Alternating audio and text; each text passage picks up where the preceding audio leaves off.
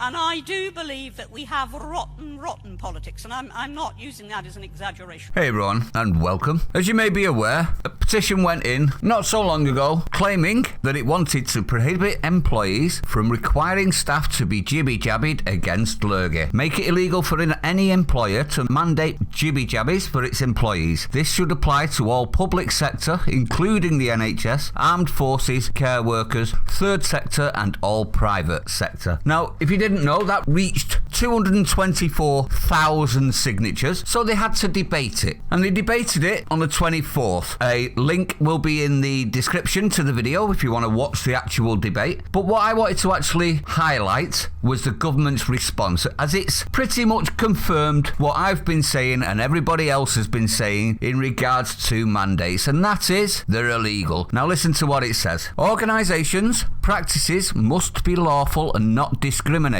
The government has identified limited settings where there is a public health rationale for making jibby-jabby a condition of deployment. Now that sounds like they're entitled to, doesn't it? But there's a paragraph in here that I actually think explains the position and also is backed up by a lie. Let's have a listen to this. Outside of these settings, an employer who proposes to introduce a requirement for staff to be jibby-jabbied will need to consider the existing, and this is the important part everyone, legal framework, including the law on employment, equalities and data protection. Yes, you heard that right. What I've said from day one is that this was all threat politics and they had no way of getting this through because the laws that would prohibit it, i.e. the Equalities Act 2010 and the Employment Rights Act 1996, are still in place and therefore make it impossible. This is the government actually saying that if you do this, companies, if you do this off your own back, you will be violating the legal framework, including the law on employment, equalities and data protection. That in itself should be a warning to you all. But then they continue with this. Are we ready? Whether or not it is justifiable to make jibby-jabby a condition of deployment will depend on a particular context and circumstances. Let me ask you everyone, does this paragraph sound like context and circumstances would matter, i.e. legal framework, law on employment, equalities and data protection? Wouldn't, would it? So that second part of the paragraph, they're trying to counteract what the first part says. Rest assured everyone, it is illegal,